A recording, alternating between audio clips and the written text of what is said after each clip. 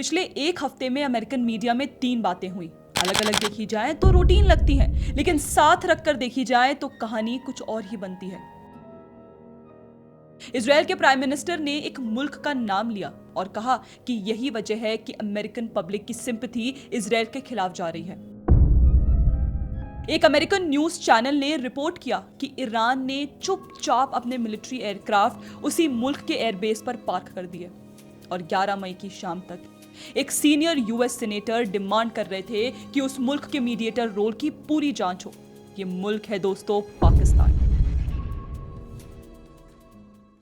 दोस्तों, अगर आप इसी वीडियो का इंग्लिश वर्जन देखना चाहते हैं तो उसके लिए आप हमारे पैम्फलेट ग्लोबल चैनल को सब्सक्राइब कीजिए। बाकी हमारे और चैनल्स पैम्फलेट गुजराती और पैम्फलेट बांग्ला को भी जरूर सब्सक्राइब कीजिए। और ये कहानी है कि किस तरह एक ही न्यूज साइकिल ने अमेरिका के एक सबसे कॉम्प्लिकेटेड डिप्लोमेटिक रिलेशनशिप को पूरी तरह बदल दिया। 11 मई को CBS News 3 correspondents James LaPorta, Jennifer Jacobs, Sami Yousafzai US officials को कोट करते हुए नाम जाहिर ना करने की शर्त पर कि अप्रैल में ट्रंप ने ईरान के साथ सीज फायर अनाउंस किया। उसके कुछ ही दिन बाद तेहरान ने कई एयरक्राफ्ट पाकिस्तान एयरफोर्स बेस नूर खान भेज दिए। नूर खान रावलपिंडी के बाहर है, पाकिस्तान का गैरिसन सिटी, मुल्क के सबसे स्ट्रैटेजिकली इंपॉर्टेंट एयर बेसिस में से एक। लेकिन असली बात यहां है दोस्तों, जो एयरक्राफ्ट भेजे गए उनमें एक था ईरानियन एयरफोर्स का RC-130। RC-130 कोई ट्रांसपोर्ट प्लेन नहीं है, पैसेंजर जेट भी नहीं है, ये रिकनेसेंस और सिग्नल्स इंटेलिजेंस एयरक्राफ्ट है। साफ भाषा में बोले तो एक स्पाई प्लेन। एक तरफ पाकिस्तान यूएस और ईरान के बीच पीस टॉक्स होस्ट कर रहा था, अपने आप को ऑनेस्ट ब्रोकर दिखा रहा था। दूसरी तरफ उसी वक्त एक ईरानियन स्पाई प्लेन को अपने टैमैक पर जगह दे रहा था और ये उस एयरबेस पर हुआ जहां अमेरिकन डेलीगेशंस भी थे। पाकिस्तान का जवाब ये नहीं था कि एयरक्राफ्ट वहां नहीं थे, वो बोले ये रूटीन डिप्लोमेटिक लॉजिस्टिक्स है। दूसरी सफाई, एयरबेस शहर के बीच में है, कुछ छुपाया नहीं जा सकता। देखिए, दोनों सफाइयां एक ही फैक्ट पर गिर जाती हैं। सीबीएस ने कभी कहा ही नहीं कि कुछ छुपाया गया था। सीबीएस ने कहा कि एयरक्राफ्ट को शेल्टर दिया गया, खुलेआम पाकिस्तानी कवर के नीचे, और दुनिया का कोई diplomatic delegation signals intelligence aircraft पर ट्रैवल नहीं करता। दोस्तों, सीबीएस स्टोरी आए हुए कुछ घंटे ही हुए थे कि जवाब आ गया, और नाम ऐसा था जो मायने रखता है, सेनेटर लिंडजी ग्राहम। ग्राहम ने लिखा कि अगर ये रिपोर्टिंग सही है तो पाकिस्तान के मीडिएटर रोल की पूरी री-इवैल्यूएशन करनी पड़ेगी। पाकिस्तानी डिफेंस ऑफिशियल्स ने इजराइल के बारे में जो स्टेटमेंट्स दिए हैं उन्हें देखते हुए मुझे ताजुब नहीं होगा अगर ये सच निकला। इस स्टेटमेंट की 2 बातें रुककर समझने लायक हैं। पहली, ग्राहम ने इन्वेस्टिगेशन की मांग नहीं की, उन्होंने कंडीशनल शब्द इस्तेमाल किए, लेकिन उन शब्दों के नीचे जो मैसेज था वो कंडीशनल बिल्कुल नहीं था। एक सिटिंग यूएस सीनेटर खुलेआम कह रहा था कि उसे ताजुब नहीं होगा अगर पाकिस्तान मीडिएटर बनने के साथ साथ ईरानियन मिलिट्री एसेट्स को प्रोटेक्ट भी कर रहा हो। दूसरी, ग्राहम ने 2 अलग अलग एलिगेशंस को एक चेन में जोड़ दिया। ईरान वाला एलिगेशन, एंटी इजराइल रिकॉर्ड, एक ही सेंटेंस में दोनों को लिंक कर दिया। बस यहीं पर एक news story foreign policy problem बन जाती है। ग्राहम की ट्वीट इतनी हार्ड हिटिंग क्यों लगी, ये समझना है तो एक दिन जरा हमें पीछे चलना होगा। 10 मई 2026 वही चैनल सीबीएस अपना 60 मिनट्स इंटरव्यू ब्रॉडकास्ट करता है Israeli prime minister Benjamin Netanyahu के साथ। इंटरव्यूअर मेजर गैरेट एक सीधा सवाल पूछते हैं, इजराइल के लिए अमेरिकन सिंपैथी इतनी क्यों गिर रही है? We have several countries that basically manipulated social media with bot farms, with fake addresses to break the American sympathy to Israel, to break the American-Israeli alliance because they think it's in their interests. And they do it in a clever way. It's like you hear a text message. I'm a red-blooded Texan. I always supported Israel, but I can't stand what they're doing. I'm turning against Israel. And then you trace the address to some basement in Pakistan, And that's something that has hurt us badly. इस बात को देखिए, आप ध्यान से समझिए। एक sitting Israeli prime minister American prime time TV पर ऑडियंस से कह रहा है कि यूएस इजरायल रिश्तों को जहर देने वाले लोग पाकिस्तान से काम करते हैं। उन्होंने चाइना का नाम नहीं लिया, कतर का नाम नहीं लिया, ईरान का नाम नहीं लिया, उन्होंने नाम लिया पाकिस्तान का। एक दिन से भी कम वक्त में उसी चैनल ने ईरानियन एयरक्राफ्ट वाली स्टोरी छाप दी। उसके कुछ घंटे बाद ग्राहम की ट्वीट ने रेफरेंस किया, और ये उनके शब्द हैं कि पाकिस्तानी डिफेंस ऑफिशियल्स के पहले दिए स्टेटमेंट्स इजराइल के बारे में। 3 एक्टर्स, 3 प्लेटफॉर्म्स, एक टारगेट, 72 घंटे।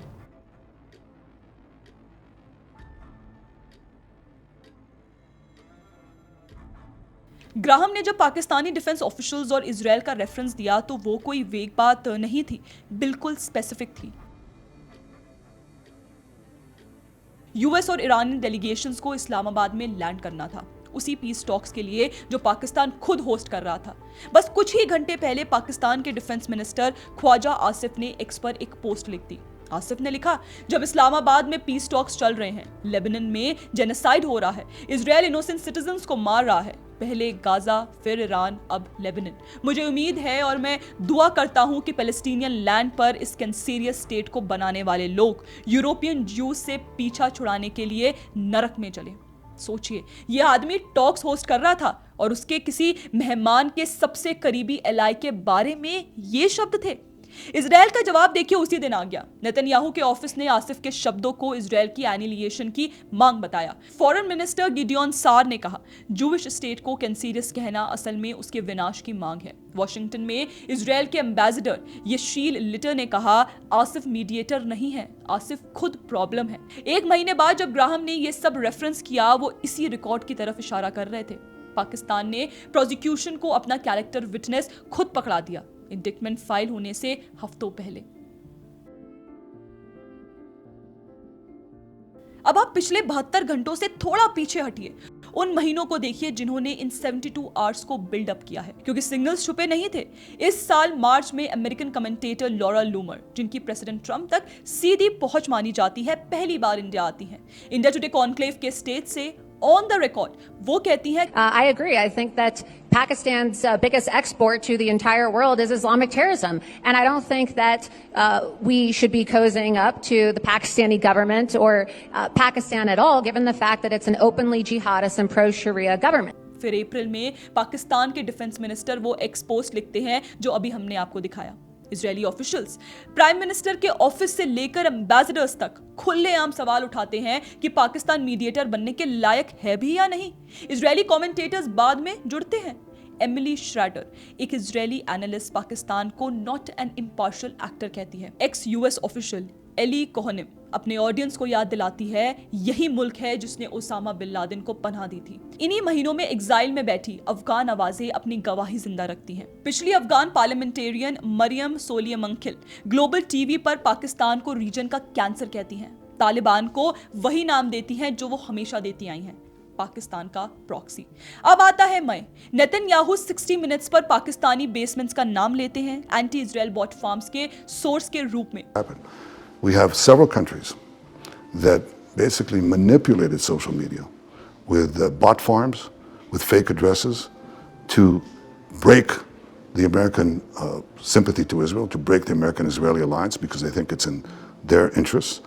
And they do it in a clever way. You know, it's like you hear a text message. I'm a red-blooded Texan. I always supported Israel, but I can't stand what they're doing. I'm turning against Israel. And then you trace the address to some basement in Pakistan, you know, and that's something that has hurt us badly. अगली सुबह CBS Pakistani टैमैक्स को expose करता है। Iranian spy planes को shelter देने के लिए 11 मई की शाम तक एक यूएस सीनेटर पूरी रीअसेसमेंट की मांग कर रहा होता है। इन सब आवाजों के अपने अपने रीजंस हैं दोस्तों। कोई भी इंडिया की तरफ से नहीं बोल रहा, लेकिन सब जिस दिशा में इशारा कर रहे हैं वो दिशा एक ही है। असली इंटरनेशनल नैरेटिव जब हरकत करता है तो ऐसा ही दिखता है। कोऑर्डिनेटेड कैंपेन नहीं, कोई कॉन्स्पिरेसी नहीं, कन्वर्जेंस। अलग अलग एक्टर्स, अलग अलग मोटिवेशंस, एक ही दीवार की तरफ इशारा करते हुए। आखिरी बात, और ये इंडियन ऑडियंस के लिए है जो ये वीडियो देख रही हैं। इंडियन कमेंट्री देखिए, एक ही बात एक दशक से कह रही है। पाकिस्तान का अपने आप को रिस्पॉन्सिबल मीडिएटर दिखाना ये सिर्फ थिएटर है। इसके नीचे टेरर स्पॉन्सरशिप है, आइडियोलॉजिकल एक्सट्रीमिज्म है और चाइना के साथ एक ऑपरेशनल पार्टनरशिप, और जब फायदा हो तो ईरान के साथ भी। इस दशक के ज्यादातर समय वेस्टर्न कैपिटल्स ने इस बात को इंडियन एडवोकेसी मानकर खारिज कर दिया। पार्टिजन, मोटिवेटेड, बेकार। सीबीएस स्टोरी ने यह समीकरण बदल दिया। इस पूरे साइकिल में देखिए, पहली बार वही बात एक अमेरिकन न्यूज रूम कह रहा है, अमेरिकन ऑफिशियल्स की सोर्सिंग के साथ। लेकिन इंडियन सोशल मीडिया का रिस्पॉन्स कहीं कहीं जितना एनालिटिकल होना चाहिए था उतना नहीं रहा। इंडियन ऑनलाइन डिस्कोर्स में एक आदत है हर इंटरनेशनल स्टोरी को दो ही स्विचेस में पढ़ना, दोस्त या दुश्मन, अलाइंड या हॉस्टाइल। इस रीडिंग में वो असली मूवमेंट छूट जाती है जिसे नैरेटिव वाकई में चलता है। लॉरा लूमर का उदाहरण ही आप ले लीजिए। इंडियंस के बारे में उनके पुराने ट्वीट्स सच में ऑफेंसिव थे, ये फैक्ट है, लेकिन इंडिया आने के बाद वो अमेरिका की सबसे मुखर आवाजों में से एक बन गई हैं, जो ये कह रही हैं कि यूएस को पाकिस्तान के साथ नरमी नहीं बरतनी चाहिए। ये भी फैक्ट है। दोनों बातें एक साथ सच हो सकती हैं। पक्का जवाब ये नहीं है कि उन्हें परमानेंट दोस्त या दुश्मन डिक्लेयर कर दिया जाए। पक्का जवाब ये है कि ये पढ़ा जाए अभी उनका वेक्टर किस तरफ जा रहा है। इजरायली ऑपरेशन जो पाकिस्तान के खिलाफ चल रहा है वो इंडिया के प्रति प्यार से नहीं चल रहा, वो चल रहा है इजरायल के अपने थ्रेट असेसमेंट से। लेकिन इस स्पेसिफिक सवाल पर, इस स्पेसिफिक टारगेट पर दोनों इंटरेस्ट एक ही दीवार की तरफ इशारा कर रहे हैं। ये अलाइनमेंट कोई मॉरल स्टेटमेंट नहीं है, ये एक जियोमेट्रिक स्टेटमेंट है। कन्वर्जेंस मतलब इंडोर्समेंट नहीं होता, ये एक अलाइनमेंट है, एक पल के लिए, एक सवाल पर। सीबीएस स्टोरी कोई वर्डिक्ट नहीं है, ये एक इंडिक्टमेंट है। आगे क्या बनता है ये इस बात पर निर्भर करता है कि अगले कुछ हफ्तों में इसके ऊपर क्या बनाया जाता है। पाकिस्तान वही करेगा जो वो हमेशा करता आया है, इनकार, न्यूज साइकिल का इंतजार और ये उम्मीद कि अटेंशन कहीं और चली जाए। ये प्लेबुक कई बार काम कर चुकी है। सवाल इस बार से इतना है, क्या 72 घंटों का वो भार जो महीनों के एविडेंस के ऊपर खड़ा है अब इतना भारी हो चुका है कि ये प्लेबुक काम करना बंद कर दे? आप प्लीज अपनी राय हमें कमेंट सेक्शन में जरूर बताइएगा।